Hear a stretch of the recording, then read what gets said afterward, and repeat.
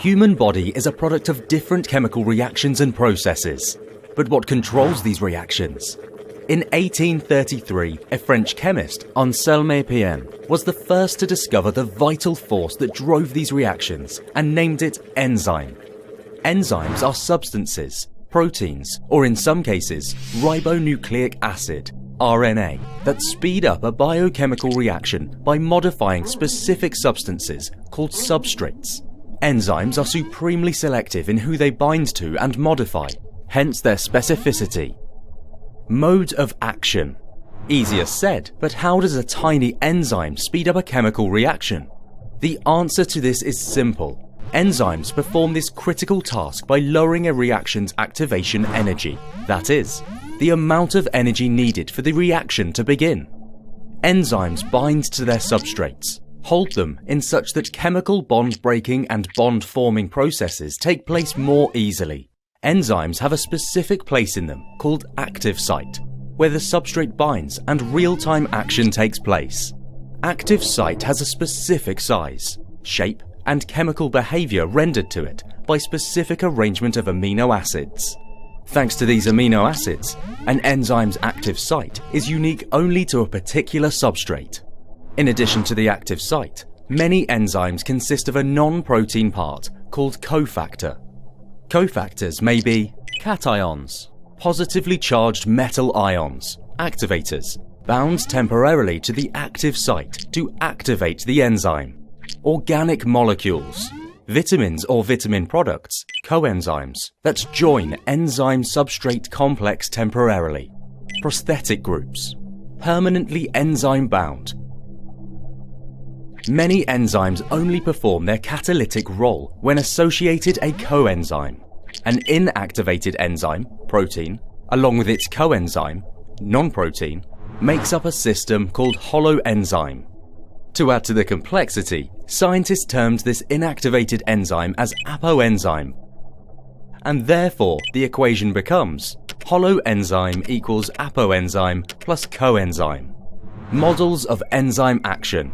Lock and key hypothesis. This is the simplest model to represent how an enzyme works.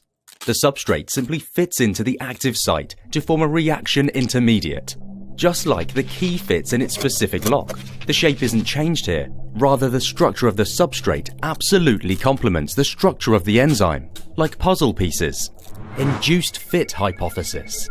In this model, the enzyme, upon binding of substrate, changes shape. The matching between an enzyme's active site and the substrate isn't just like two puzzle pieces fitting together. Rather, the enzyme changes shape and binds to its substrate even more tightly.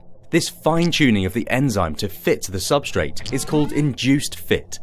Environmental effects on enzyme function.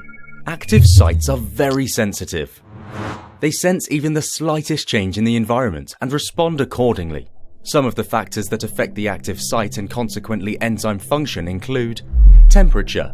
The suitable temperature for enzymes to function properly is 37 degrees Celsius. Increasing or decreasing the temperature above 37 degrees Celsius affects chemical bonds in the active site, making them less suited to bind substrates. Higher temperatures denature enzymes. pH. Amino acids present in the active site are acidic or basic. Fluctuation in pH can affect these amino acids, making it hard for substrates to bind. Extreme pH values can denature enzymes.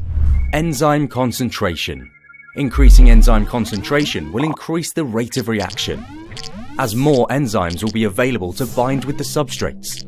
However, after a certain concentration, any increase will have no effect on the rate of reaction. Substrate concentration. Increasing substrate concentration increases the rate of reaction. This is because more substrate molecules will be colliding with enzyme molecules, so more product will be formed. But again, this effect is valid up to a certain concentration. Inhibition of enzyme activity.